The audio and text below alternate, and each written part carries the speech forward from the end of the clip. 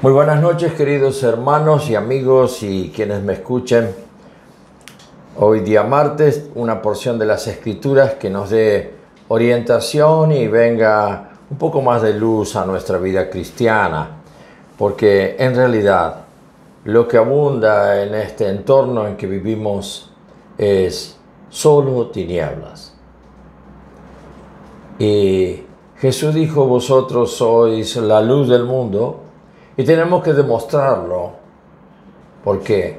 Porque sin Él somos oscuridad y transmitimos tinieblas.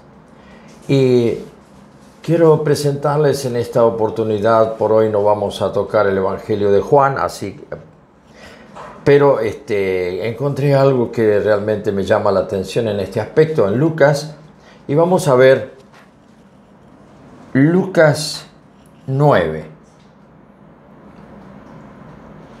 Y vamos a ver Lucas 9 para considerar un aspecto que lo tenemos que tener en cuenta hoy en forma especial, diría prioritaria, diría fundamentalmente prioritaria. Y es que tenemos que distinguir los espíritus. Tenemos que pedir al Señor, si es que vimos el otro día en Juan 14,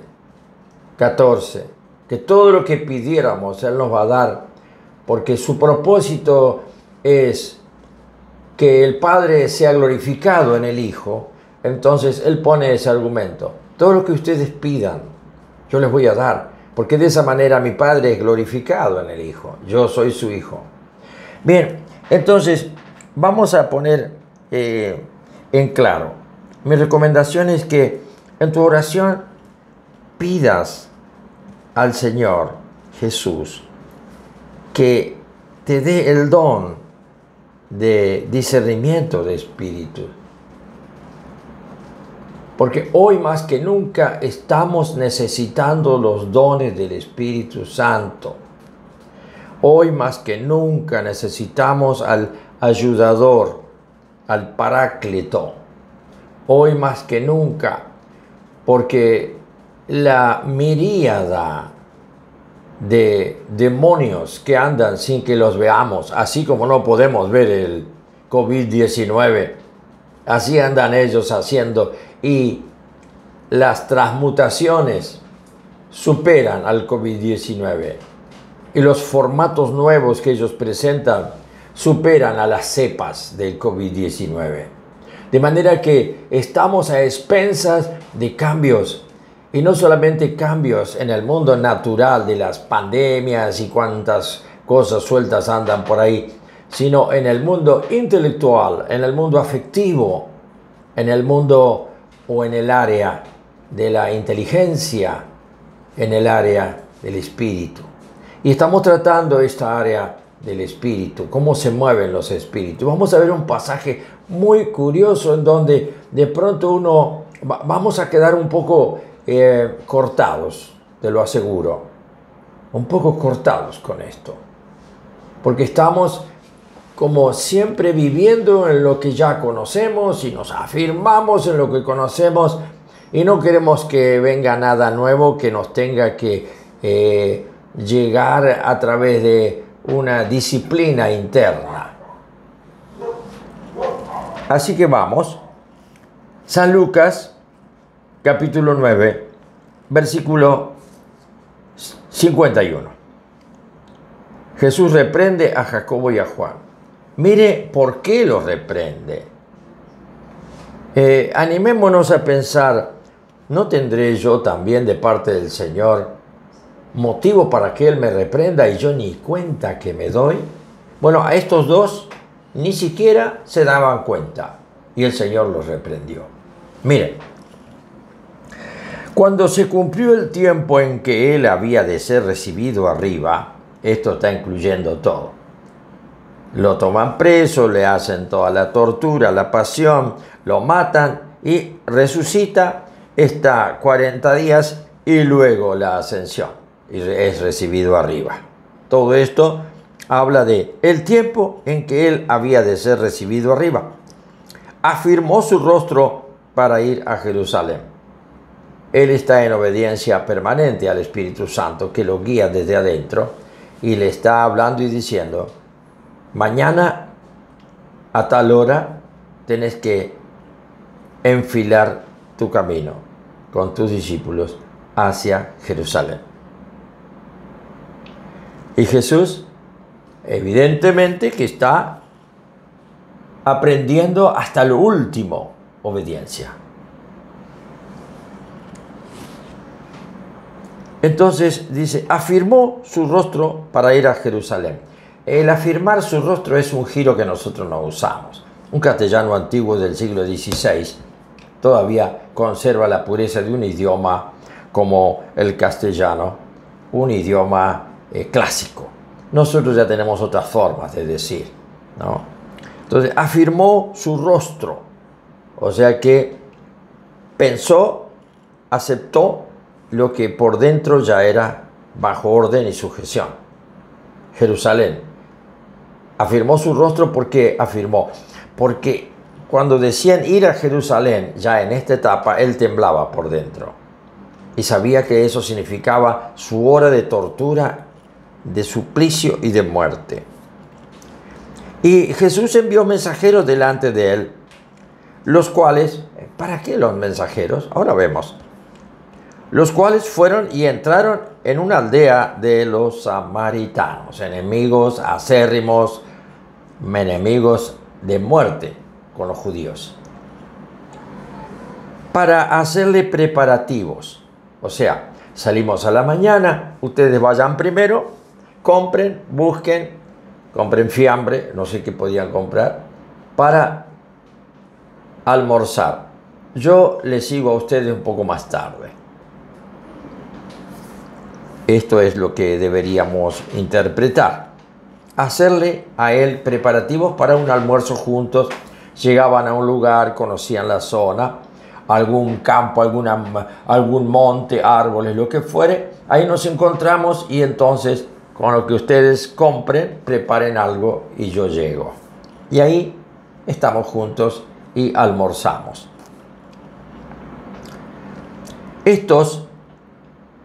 Los samaritanos, dice, no le recibieron. Cuando ellos vinieron, dijeron, queremos porque vamos a prepararle la comida para el maestro que viene, Jesús. Habían escuchado, lo conocerían. Y se sintieron ofendidos porque, ¿cómo se dieron cuenta? No dice. Su aspecto era como de ir a Jerusalén. Y ustedes saben que Samaria, enemigos como eran acérrimos, tenemos el pasaje del samaritano, el buen samaritano, para que Jesús usa eso para mostrar algo, sabiendo que sus enemigos, él como judío, aún lo odiaban los samaritanos, sin conocerlo. Viendo esto sus discípulos, Jacobo, o sea, Santiago y Juan, cuando llegó Jesús y se encontró que no habían preparado nada, dijeron, indignados, nosotros también nos hubiéramos enojado, defendiendo a Jesús. ¿Cómo hacen esto? Ellos no saben quién es Él. Nosotros sabemos, por eso justificamos nuestro enojo. Miren hasta qué punto se enojaron. Viendo esto, sus discípulos, Jacobo y Juan, dijeron, Señor, ¿quieres? Yo habría que ponerle el tono, ¿no? Señor, ¿quieres que mandemos que descienda fuego del cielo como hizo Elías y los consuma? ¿Qué tal? Yo creo que nos hubiéramos anotado todos con Jacobo y Juan. No podríamos soportar indignados una agresión, una situación, un rechazo de la persona de Jesús. Quizás no nos pasa con un samaritano, pero nos puede pasar con un hermano. Lo queremos corregir, lo queremos abofetear, lo queremos poner en orden, lo queremos retar, lo queremos disciplinar. ¡Qué enseñanza! A mí me golpeó. Quisiera que te golpeara a ti también, hermano, hermana. Porque esto es muy delicado. Y la respuesta de Jesús viene de lo alto. Miren. Entonces, volviéndose él, dándose vuelta hacia ellos dos, los reprendió, diciendo: vosotros no sabéis de qué espíritu sois. Y ese es el impacto, el título de esta charla esta noche. ¿Sabemos en cada momento de qué espíritu somos? ¿A qué espíritu obedecemos? ¿Al Espíritu Santo o a nuestro espíritu que está obedeciendo el alma? En el alma no está el Espíritu Santo. Y son nuestros pensamientos de acá abajo, con la lógica de aquí abajo, empujados por la indignación, por el enojo, por un montón de razones justificables a nuestra dignidad o a la dignidad de quien defendemos. Pero es muy finito lo que Jesús acá opera. Y lo reprende afirmando algo. Ustedes no saben de qué espíritu son. Yo creo que esto lo cometemos casi a menudo. Pensamos, juzgamos y ya tenemos nosotros la regla del juicio. Acá Jacobo se sentía seguro con Juan, seguros de que estaban pidiendo algo que tenía que ser a rajatabla. Solo esperaban que Jesús autorizara y hacían como Elías, que baje fuego del cielo y queme todo. ¿Qué les parece? Quema la ciudad. Iban a quemar la ciudad. El impulso de la defensa de la carne, de nuestra justicia humana. Acá podemos ver el contraste entonces. No saben ustedes de qué espíritu sois. Y el que entendió todo se dio cuenta que lo querían defender a él. Otro caso como el de Pedro. Vete de mí, Satanás, porque me eres estorbo. Y Pedro, un susto, pobre Pedro. De paso comentamos el hecho ese. Un susto. Él amaba tanto a su maestro con sus sentimientos humanos, que de sus propios sentimientos humanos saltó la indignación de que el maestro decidiera ir a Jerusalén para morir allí. Pero ¿qué necesidad hay? ¿Por qué tiene que ir a entregarse para que lo maten?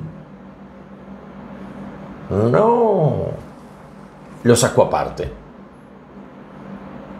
Y se ve que Jesús tenía buena relación con él como para acceder. Maestro, quiero hablar con vos aparte, no quiero que escuchen los otros. Él era Pedro, era el mayor, era un hombre grande. Lo saca aparte. Dice, y le reconvino, dice la Reina Valera. O sea, le habló de tal manera que le presentó uno por uno los elementos de un juicio coherente. Coherente. ¿Ve? Nuestros juicios son coherentes. Nosotros decimos, hablamos siempre con una coherencia intelectual o afectiva. Y el error está en que ahí estamos clavados. Nos miramos un poco más adelante. Entonces Jesús los reprende y dice, porque el Hijo del Hombre no ha venido para perder las almas de los hombres, o de las personas mejor, sino para salvarlas. ¿Qué es lo que aparentemente podían producir Jacobo y Juan? Un desastre en el mundo espiritual. por cuanto que no era esa la voluntad de Dios. A veces nosotros producimos desastres. ¿Qué tipo de desastres podemos producir en nosotros mismos cuando arremetemos con la justicia que hemos comprendido que viene de Dios y bajamos la guillotina para alguien o pedimos juicio para alguien? Allá el ángel Miguel peleando por el cuerpo de Moisés dijo: que Jehová te reprenda. No se metió en hacer juicio propio. Nosotros sí, porque tenemos el Espíritu Santo que nos avala y ya conocemos acá hay que bajar línea, acá hay que dar. Y no es la tentación mía o de ustedes, es casi generalizada en el creyente con algunos años de ejercer fe, que ya cree que está capacitado para emitir juicios. Y deja de temblar a la palabra de Dios porque ahora es como que la tiene encarnada en su propio pensamiento a la palabra de Dios. Y miren el error de Jacobo y Juan. Creían que tenían encarnada solamente por las dudas. Diga usted que preguntaron, porque si hubiera sido de parte de ellos, se largan. Entonces, ¿esto qué significa? Que ellos sabían que tenían poder para hacerlo. Ellos sabían que tenían poder para hacerlo. Y preguntan: ¿quieres que hagamos eso con el poder que tú nos diste? Esto no sucede, este problema no lo tienen las personas que viven arrastrándose. Este problema lo tenemos nosotros que alardeamos un poco de ser espirituales. Cuidado, que ya estamos caminando en el Señor, que somos sus discípulos. Era Jacobo y Juan, 2 de los 12, y los más cercanos al Señor.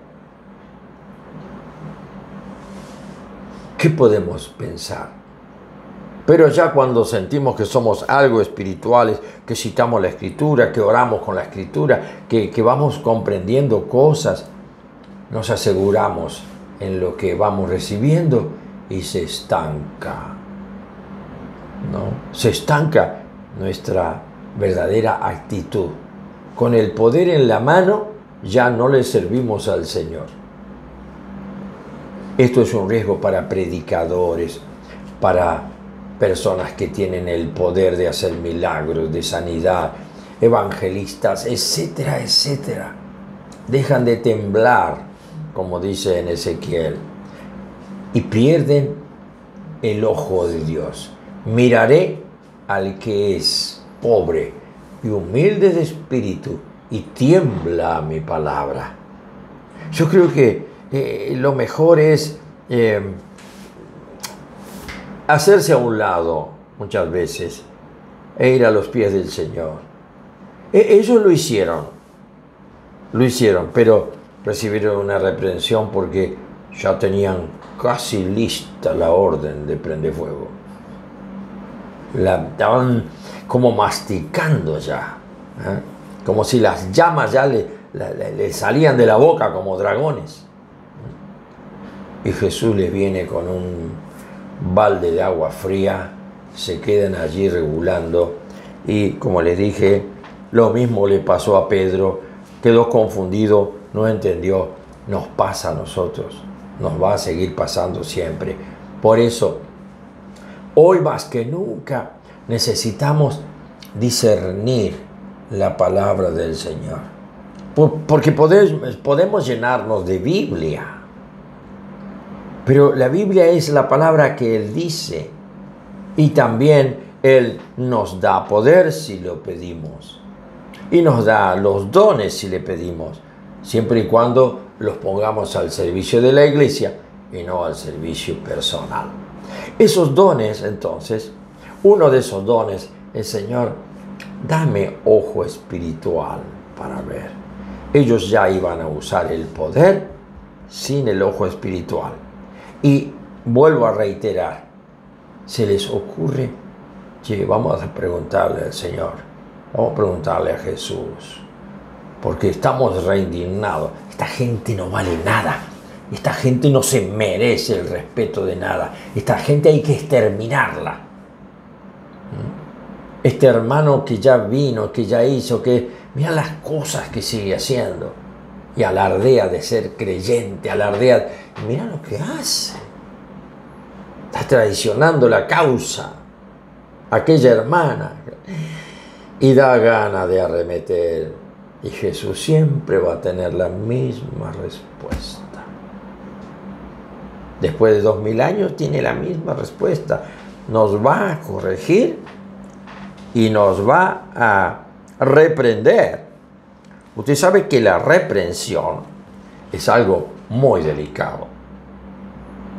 Cuando a mí me traen a alguien que está poseído y que se puede discernir que tiene demonios, lo más fuerte es reprender en el nombre de Jesús.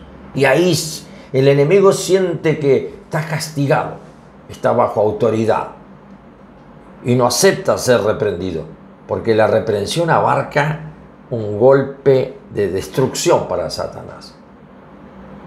Acá la palabra reprensión tiene el mismo sentido. Y Jesús no lo hace con furia, pero sí lo hace con firmeza. Ustedes no saben de qué espíritu son. ¿Cómo será eso? Yo soy de un espíritu.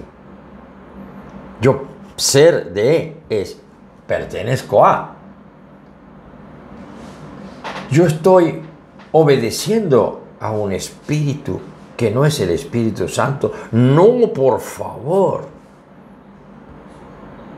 La reprensión a Pedro: apártate de mí, Satanás, porque vino con otro espíritu. Y era el espíritu de Satanás de veras, que de alguna manera no quería que Jesús fuera a la cruz, porque allí estaba el secreto de la obra que le había encomendado el Padre. Así que todo aquello que apareciera delante de Jesús como desviándole de la cruz, eso merecía ser reprendido. Reprendió a Pedro, reprendió a Jacobo y a Juan, por algo muy simple. Pedro no le dijo: Señor, puedo ejercer el poder, pero le habló y le dijo: piensa un poco, no puedes entregarte así a que te maten. No permitas esto, que te hieran, se burlen y te maten. Fíjense ustedes cómo Jesús en todo momento, eso es lo que más cuida. Está con el ojo abierto, el oído atento a que el diablo no se filtre en ese renglón. Porque en ese renglón es donde el diablo podía lograr evitar la salvación y quedar él como el príncipe del infierno, gobernando el sistema del mundo y dueño de todas las almas, de todas las personas. Por eso que dice en una parte en la Escritura: todo el mundo, no la iglesia, no los creyentes que permanecen, todo el mundo está bajo el maligno. Y aquellos que no tienen la exégesis clara, si hay un tercer cielo es porque hay un segundo cielo. Y si hay un segundo cielo es porque hay un primer cielo. Y Pablo declara de parte del Señor que él estuvo en el tercer cielo. Por lo tanto, nosotros miramos en una tarde hermosa como el día de la tarde de hoy y vemos un cielo azul. Ayer no estaba tan azul, después quiso haber tormenta. Cielo azul, primer cielo, ese que está más arriba de nosotros. Siempre color celeste, es el hermoso cielo que tenemos. A la noche estrellado, cielo, que significa arriba. Pero arriba hay un cielo, otro cielo y un tercer cielo. El segundo cielo está reflejado en que si la tierra es redonda, nadie escapa de la tierra.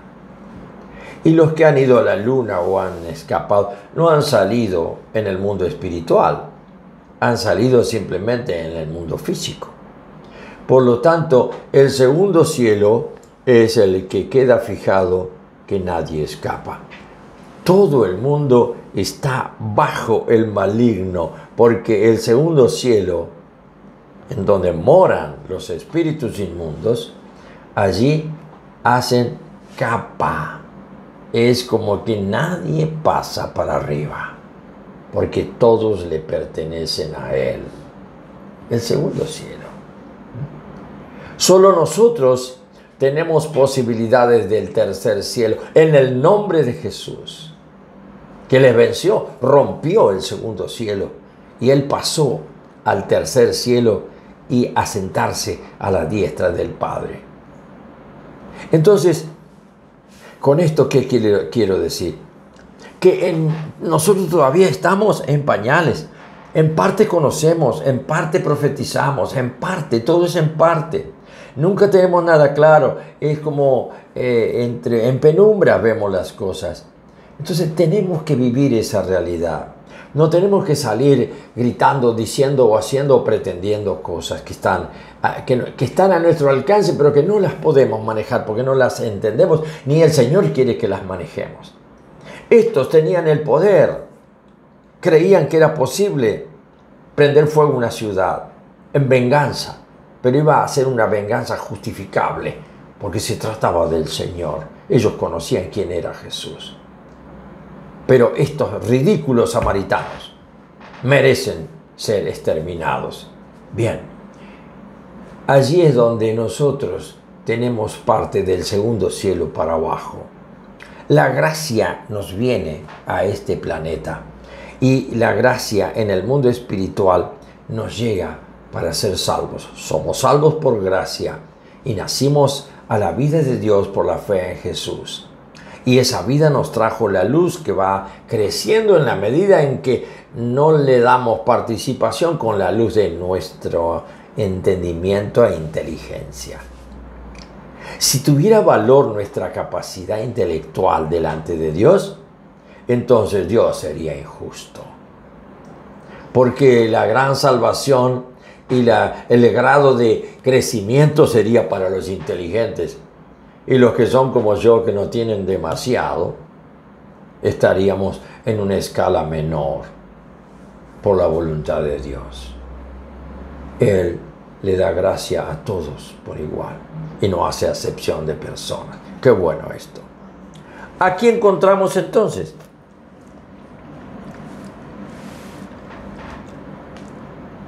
porque el Hijo del Hombre no ha venido para perder las almas de los hombres, sino para salvarlas. Y se fueron a otra aldea para probar si era samaritana o no la aldea. No dice más nada, pero habrán comentado, y no les digo nada, los comentarios que habrá habido entre Jacobo y Juan. Este Jesús estaba decidido a morir por nosotros. Fíjense en la cruz cuando le gritan a unos sacerdotes: ¡Ea, ea! A otros salvaste y no podés salvarte a vos mismo. ¿Sabe lo que le podía herir a Jesús eso? Que Él usó el poder del Padre, conferido por el Padre, bajo la voluntad del Padre. Resucitó muertos, Lázaro y otros más, sanó enfermos, etcétera, etcétera. Y ahora no podía salvarse Él, no podía salvarse. No quería salvarse. Tenemos que meternos bien esto. Él no quiso salvarse. Y echó por tierra todo intento de personas usadas por el diablo para tentarle en que Él no permitiera que lo maten. Así que esto de que ejercemos poder, que tenemos poder, que soñamos con una gracia de Dios para que en la iglesia vean nuestro poder, un don de sanidad, un don no sé qué, o algunos hasta el don pirulero, pero con tal de tener un don, cualquier cosa. Mire, ¿por qué no va primero al piso, arregla todo con el Señor y deja todas esas ideas, imaginaciones un poco soberbias y vuelve a pensar, ¿qué espíritu tenía Jacobo y Juan? Eran sus dos discípulos más cercanos con Pedro. Siempre era Pedro, Juan y Jacobo. Pedro, Juan y Jacobo. Ahora Pedro no estaba, era Jacobo y Juan. Y sin embargo lo reprendió y está ya casi para irse. Así que no da ninguna garantía que podamos fiarnos en nosotros mismos. Temblemos cuando tenemos una ocasión de emitir un juicio. Esto es todo por hoy. Que el Señor los bendiga.